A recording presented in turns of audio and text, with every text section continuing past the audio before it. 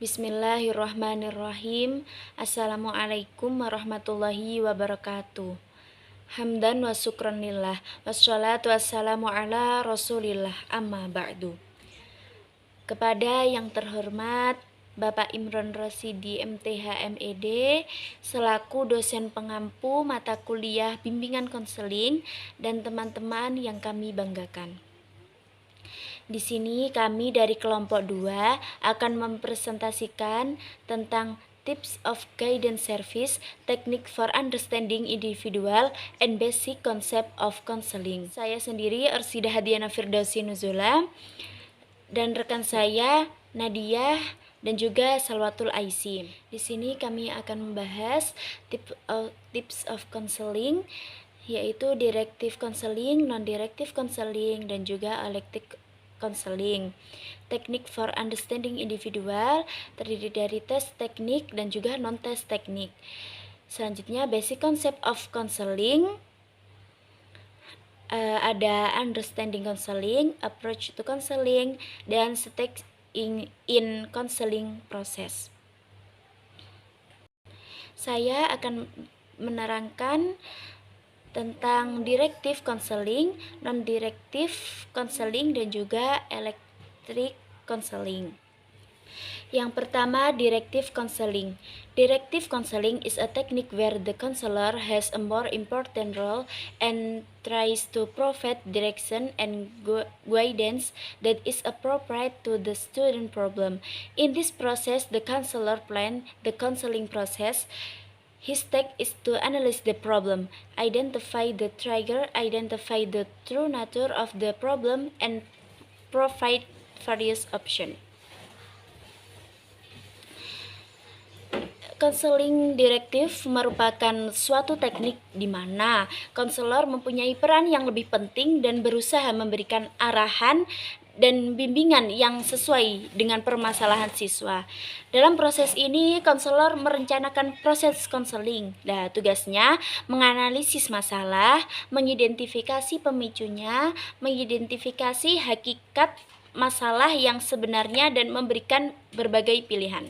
Peran konselor lebih dominan daripada peran klien. Nah, konselor ini lebih mendominasi selama sesi konseling, sehingga sebagian besar tanggung jawab dan pengambilan keputusan itu berada di tangan konselor. Selanjutnya, non-directive counseling.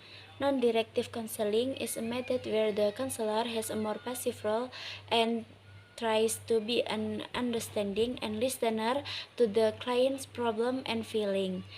This method has a non-directive nature, such as a counseling activity that is more sequential compared to directive counseling, which is more active and proactive. Non-directive counseling can be used is an effort to foster an attitude of optimism in client. Konseling non-direktif merupakan metode di mana konselor berperan lebih pasif dan berusaha menjadi pemahaman dan pendengar terhadap permasalahan dan perasaan klien. Metode ini mempunyai sifat non-direktif, seperti kegiatan konseling yang lebih berurutan dibandingkan dengan konseling direktif yang lebih aktif dan proaktif. Konseling non-direktif dapat digunakan dalam upaya menumbuhkan sikap optimis pada diri klien. Konseling non-direktif dilakukan dengan cara berdialog antara konselor dengan klien agar tercapainya gambaran yang serasi. Konseling non-direktif adalah pendekatan yang digunakan dalam proses konseling untuk membantu klien mencapai tujuan konseling. Di dalam konseling non-direktif, klien diharapkan mampu untuk memecahkan masalahnya sendiri. Yang ketiga, electric counseling. Electric counseling is a generic service resulting from the student personal work, which has a wide range of activities and include lecture, guidance, counseling in psychology clinic, mental hygiene, and other types of special counseling.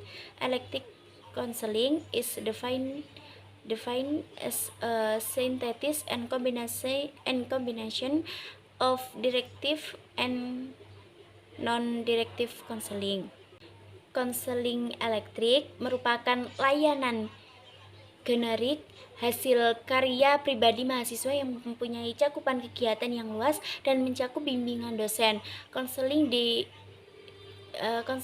klinik psikolog, kesehatan jiwa dan jenis konseling khusus lainnya. Konseling elektrik diartikan sebagai sintesis dan kombinasi antara konseling direktif dan non-direktif. Konseling elektrik adalah pandangan yang berusaha menyelidiki berbagai sistem, metode, teori, atau doktrin yang dimaksudkan untuk memahami dan bagaimana menerapkannya dalam situasi yang tepat. Ini adalah pandangan yang berpegang pada teori-teori konseling dan pendekatan yang merupakan perpaduan dari berbagai unsur yang diambil atau dipilih dari berbagai konsepsi serta pendekatan. Konseling elektrik disesuaikan dengan kebutuhan-kebutuhan klien yang dihadapi, keadaan klien sendiri dan lingkungannya serta tujuan konseling. Selanjutnya, tips of counseling service.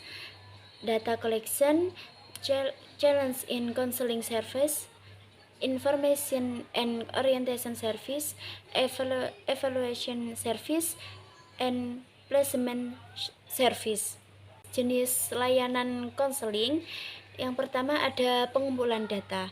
Pengumpulan data dalam bimbingan konseling adalah proses mengumpulkan informasi tentang individu yang bimbingan dimaksudkan untuk menganalisis.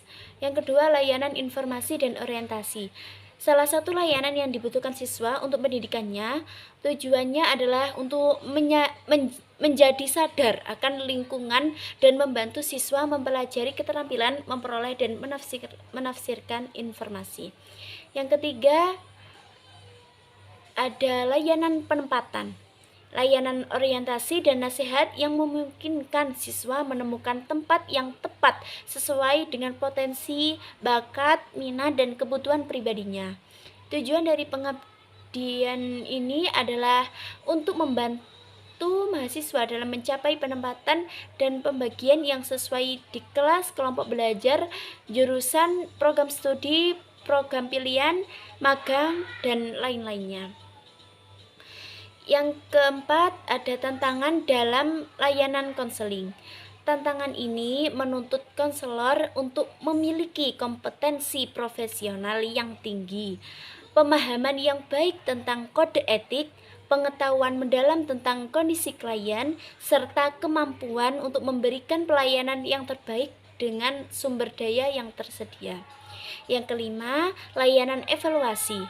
Penilaian yang dilakukan untuk mengetahui perolehan klien setelah mengikuti layanan bimbingan dan juga konseling. Selanjutnya akan diterangkan oleh teman saya, yaitu Nadia. Oke, jadi selanjutnya adalah techniques for understanding individuals.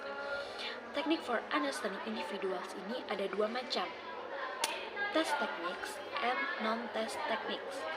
Test techniques, psychological tests are designed to assess the characteristics of people such as their abilities, attitudes, motivation, interests, needs and values, and so on. Tes psikologi ini adalah tes yang dibuat atau dirancang untuk menilai karakteristik seseorang. Nah, karakteristik seseorang ini seperti kemampuannya, sikapnya, minatnya, motivasinya, kemampuannya, dan sebagainya. Tes psikologi ini digolongkan menjadi beberapa jenis, tergantung kebutuhannya. Jadi tes psikologi itu ada beberapa jenis.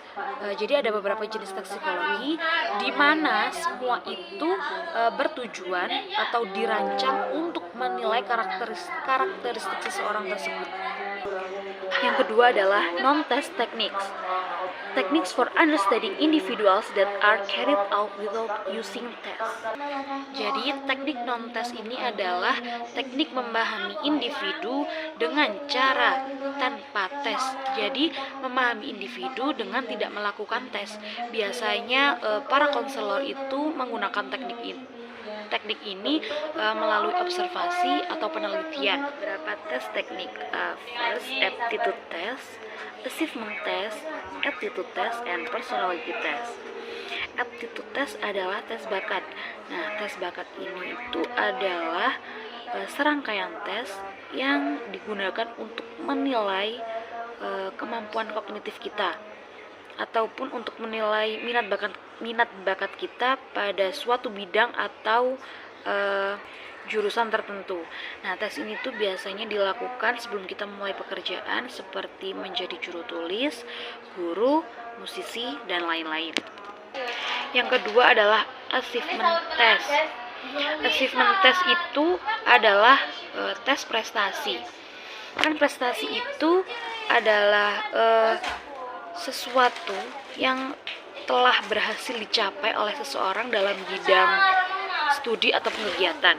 Nah, tes prestasi itu adalah tes yang digunakan untuk mengetahui sejauh mana pencapaian seseorang tersebut. Nah, biasanya tes ini itu dilakukan untuk mengambil keputusan dalam berkarir. Nah, biasanya konselor juga melakukan tes ini untuk mendiagnosis masalah yang sedang dihadapi oleh para siswa di berbagai bidang studi.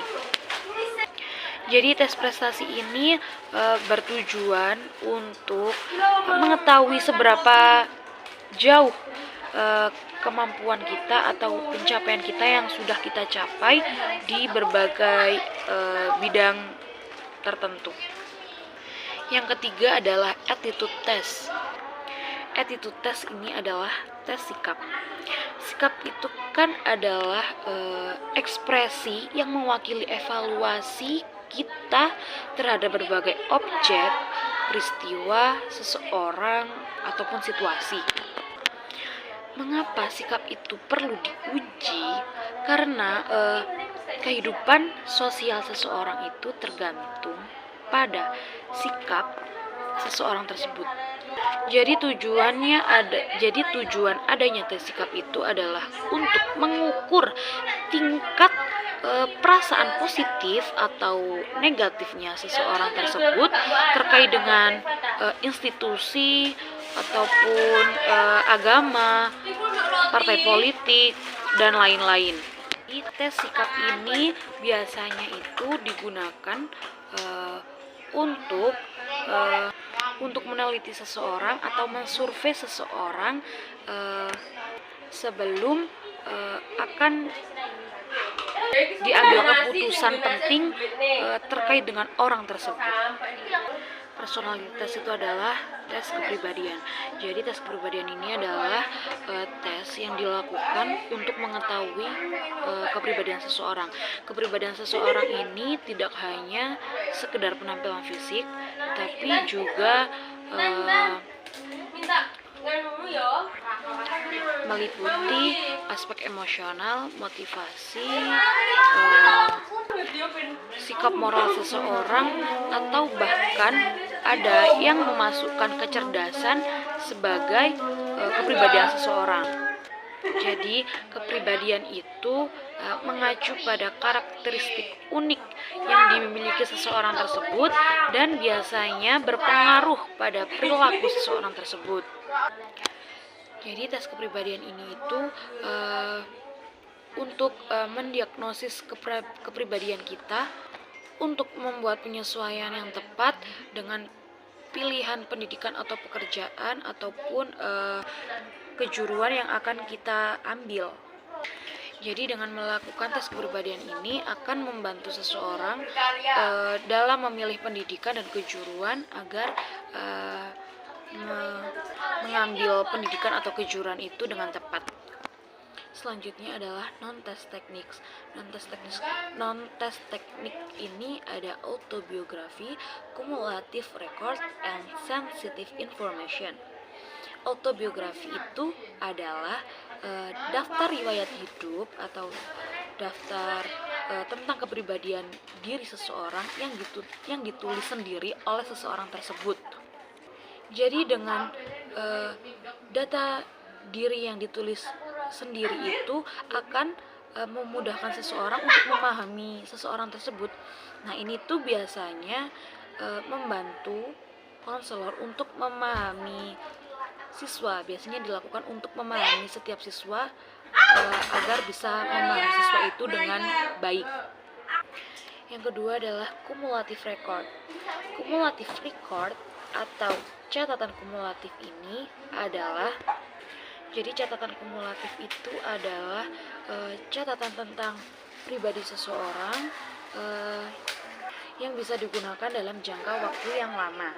Catatan ini tuh biasanya berisikan tentang informasi tentang seseorang tersebut mengenai perbedaan seseorang tersebut dengan seseorang yang lainnya. Jadi dengan catatan kumulatif ini dapat membantu untuk memudahkan memahami seseorang dan memudahkan untuk mengetahui perbedaan seseorang tersebut dengan seseorang yang lainnya.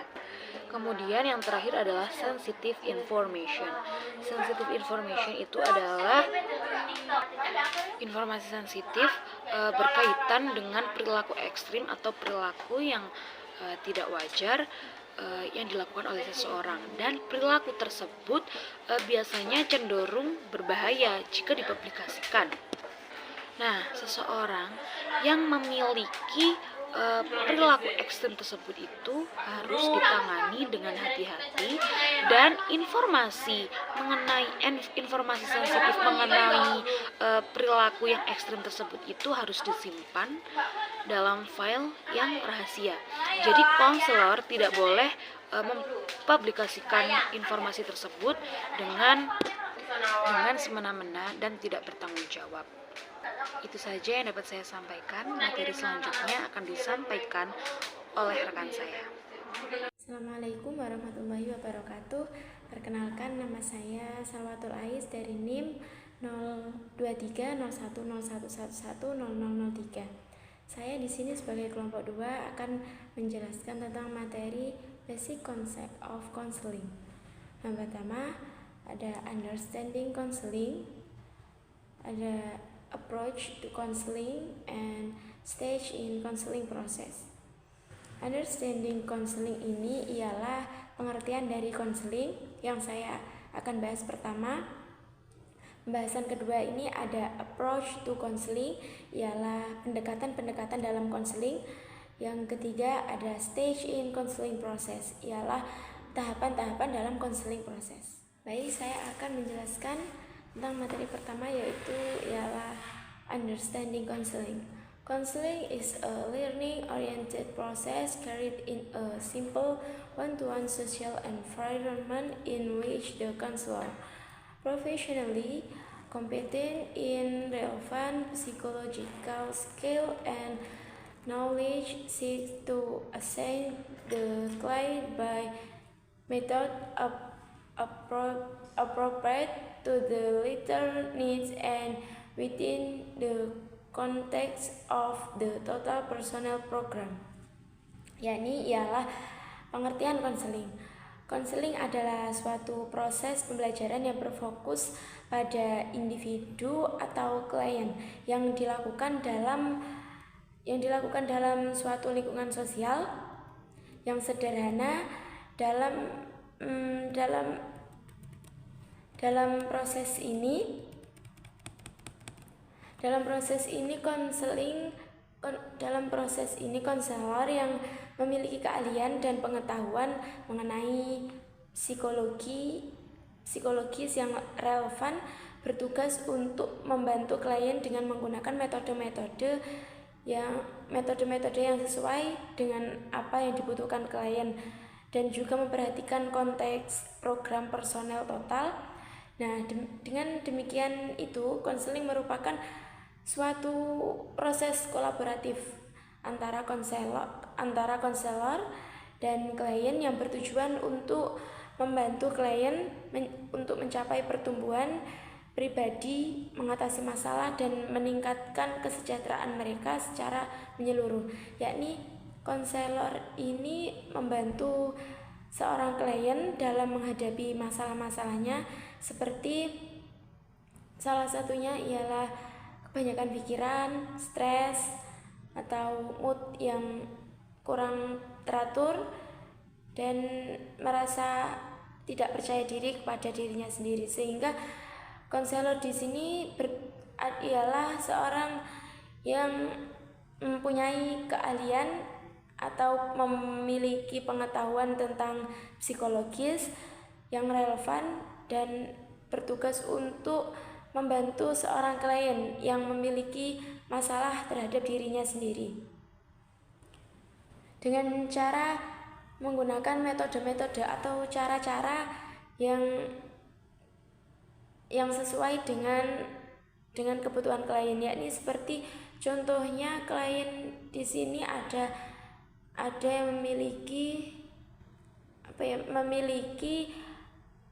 masalah dalam dirinya sendiri, yaitu seperti seorang klien yang kurang percaya diri pada dirinya sendiri itu datang kepada konselor, dan konselor di sini membantu seorang klien untuk menyelesaikan masalahnya tersebut, yaitu dengan metode-metode atau cara-cara yang sesuai dengan masalah seorang klien tersebut. Dan ini itu disebut juga dengan counseling. Materi selanjutnya ialah approach to counseling. Yang pertama adalah cognitive approach, cognitive behavioral therapy of psychotherapy. Yang kedua ada environmental approach, environmental psychology. Yakni approach to counseling ialah pendekatan-pendekatan yang ada dalam counseling. Yang pertama ada pendekatan kognitif, yaitu cognitive behavioral therapy atau psikoterapi yang biasa disebut dengan CBT. Terapi perilaku kognitif atau CBT ialah bentuk psikoterapi yang berfokus pada tujuan menggunakan pendekatan yang praktis atau yang mudah dan langsung untuk menyelesaikan masalah dalam jangka waktu yang singkat. Pendekatan ini didasarkan pada gagasan bahwa makna yang kita berikan pada peristiwa lebih penting daripada peristiwa itu sendiri. Artinya kita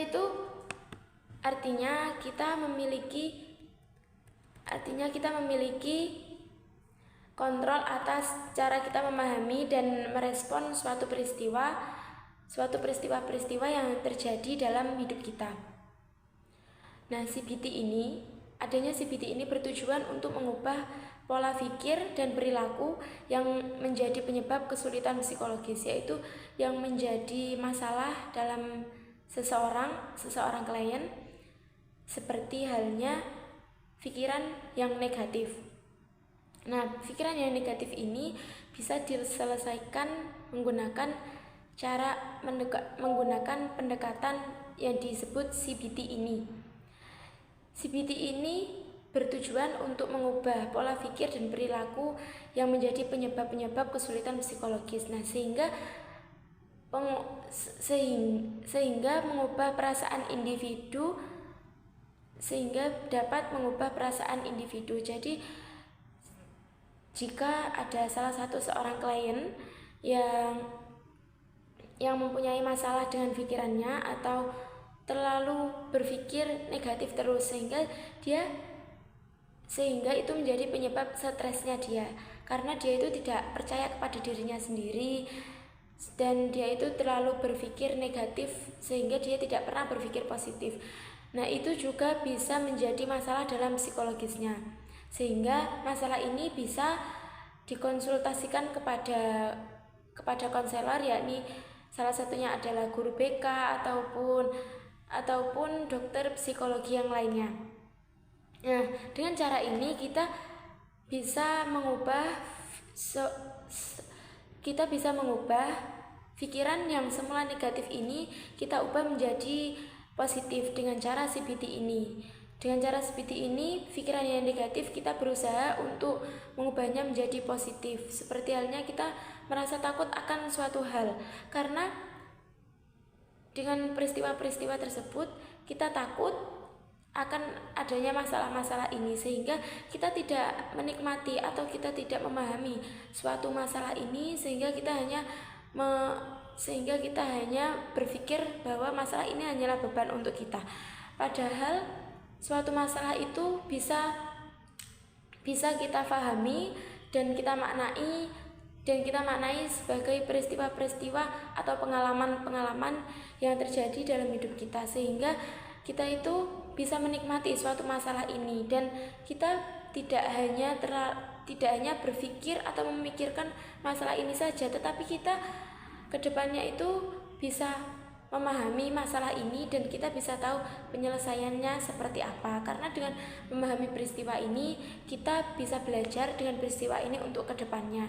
Jadi kita tidak hanya memikirkan masalah ini dan berlarut-larut untuk memikirkannya saja, tetapi kita bisa memahami peristiwa ini sehingga kita bisa berpikir positif untuk kedepannya, sehingga pikiran yang negatif itu tidak mengganggu pola pikir kita dan sehingga tidak bisa menjadi masalah dalam psikologis kita. Dengan cara CBT ini kita bisa mengubah pikiran negatif menjadi pikiran positif dengan cara tersebut. Nah, banyak penelitian juga yang menunjukkan bahwa CBT ini efektif dalam mengatasi berbagai masalah mental seperti depresi dan kecemasan.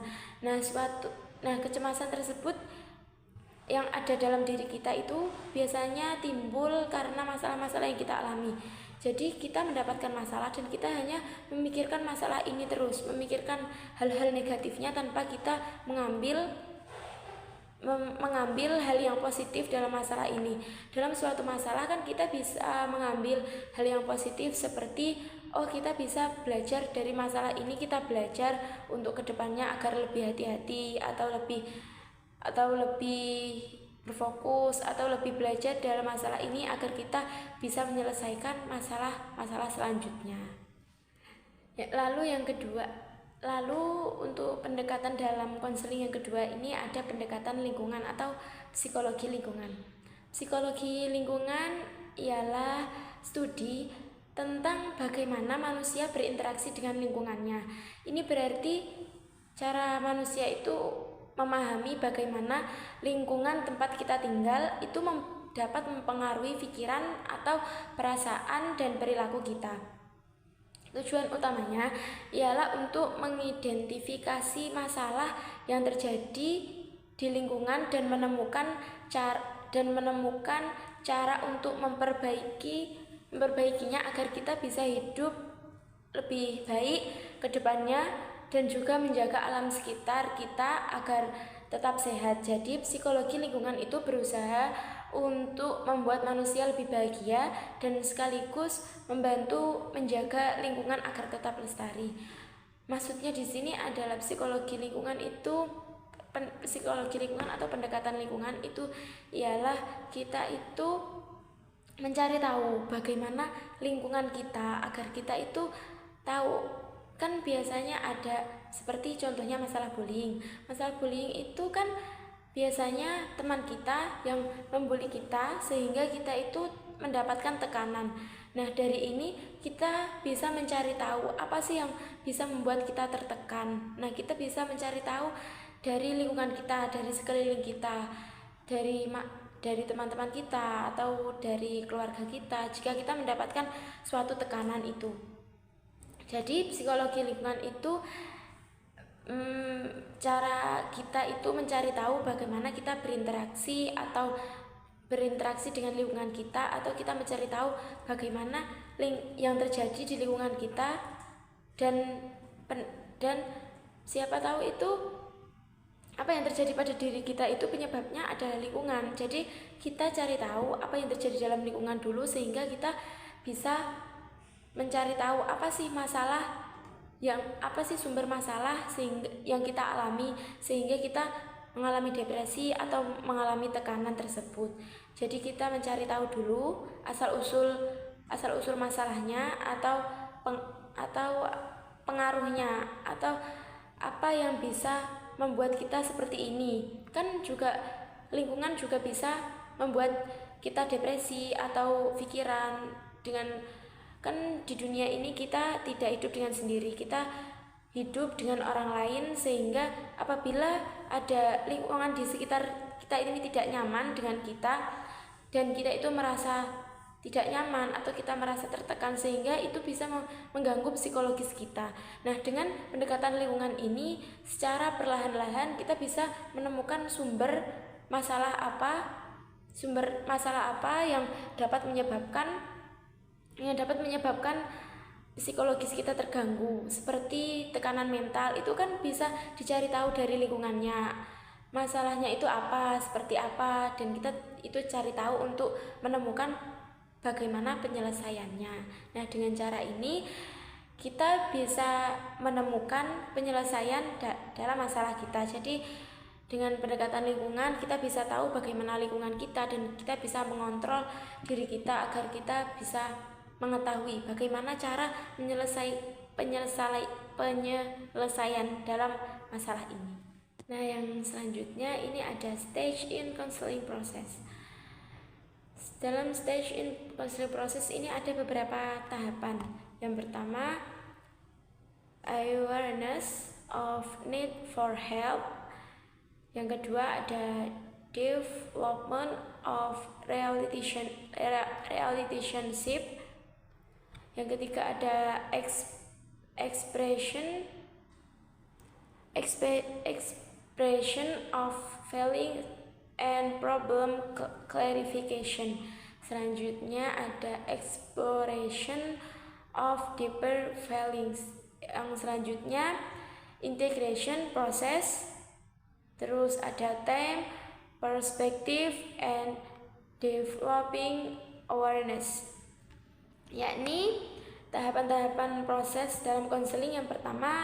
Tahap pertama ada kesadaran akan perlunya bantuan. Ini adalah tahap di mana klien mulai memahami dirinya sendiri bahwa dirinya itu membutuhkan bantuan atau dukungan dalam mengatasi masalahnya. Dalam kata lain itu seorang klien ini sadar bahwa dirinya ini terdapat masalah dalam dirinya, dan dirinya ini membutuhkan orang lain untuk membantunya dalam menyelesaikan masalah ini. Dan atau klien ini memahami bahwa dirinya itu membutuhkan bantuan atau dukungan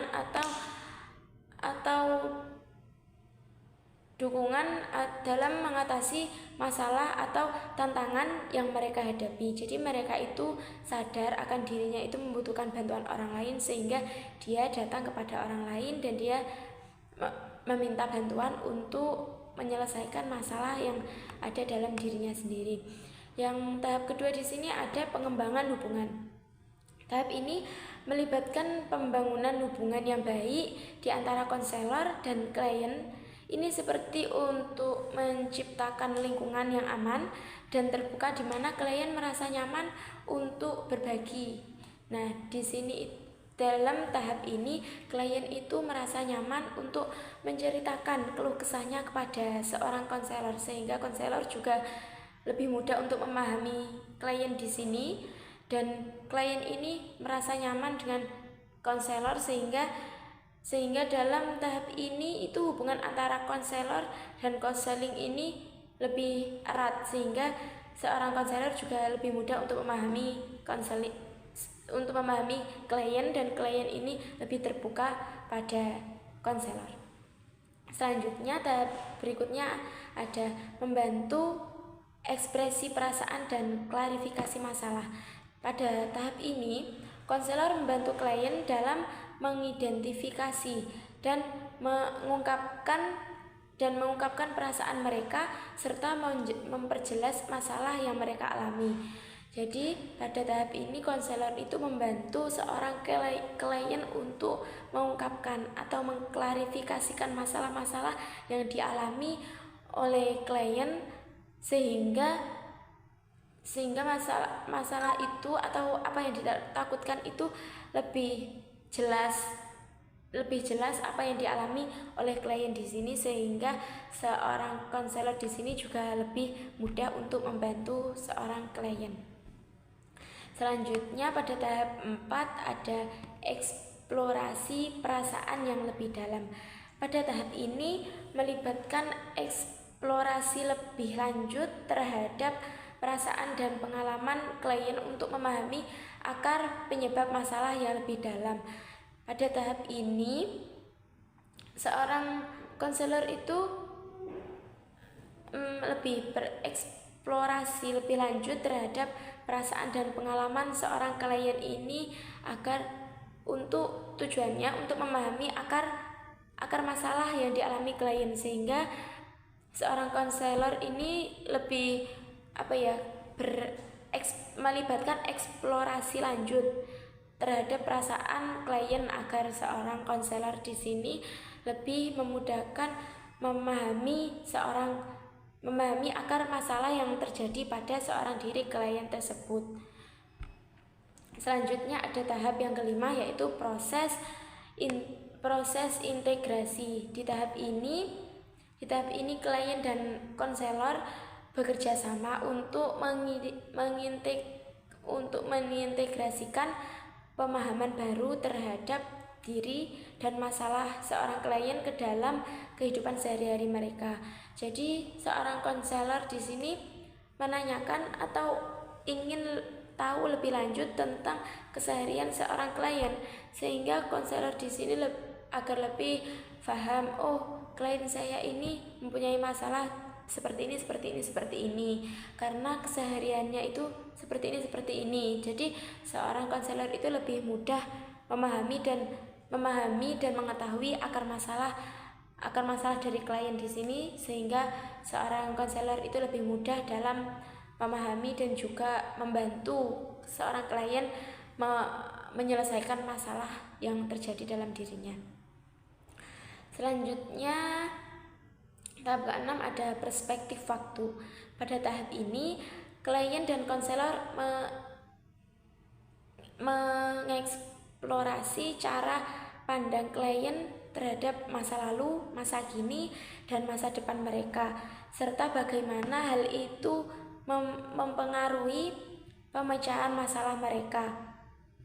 Nah, di sini seorang konselor itu ingin mengetahui cara pandang klien terhadap bagaimana kliennya di sini terhadap masa lalunya dalam kesehariannya, atau masa kini, atau pemikirannya tentang masa depan, sehingga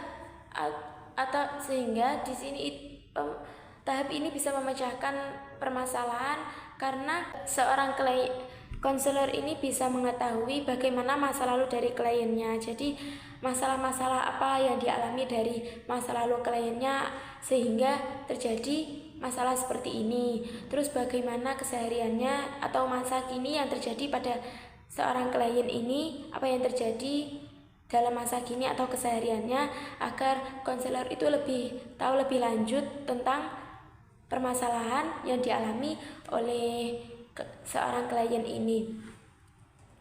Jadi konselor ini jika konselor sudah tahu apapun dan sudah memahami kliennya ini dari segi masa lalunya, masa kini, atau pandangan masa depannya, jadi seorang konselor ini lebih mudah untuk memahami seorang klien, sehingga konselor itu bisa membantu seorang klien untuk memahami masalah secara mandiri di masa depannya. Jadi untuk konselor ini bisa membantu kliennya agar bisa memahami masalah-masalah yang terjadi di masa lalu ataupun masa kini, sehingga untuk masa depannya lagi. Untuk masa depan dia bisa mandiri atau lebih dewasa dalam memahami masalah-masalah seperti ini. Nah, selanjutnya selanjutnya tahap ketujuh ini adalah tahap pengembangan kesadaran konseli. Tahap terakhir ini membantu klien dalam mengembangkan kesadaran diri mereka sendiri serta meningkatkan kemampuan mereka untuk mengelola masalah secara mandiri di masa depan. Nah, dalam tahap terakhir ini seorang konseli itu membantu klien dalam mengembangkan kesadaran dirinya.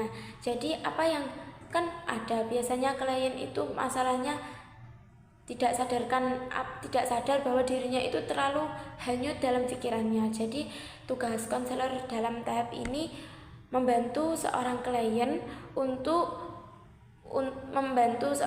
ini sadar dalam mengembangkan kesadaran diri klien serta meningkatkan kemampuan mereka untuk mengelola masalah. Jadi konselor ini membantu seorang klien bagaimana cara mengatasi masalah atau bisa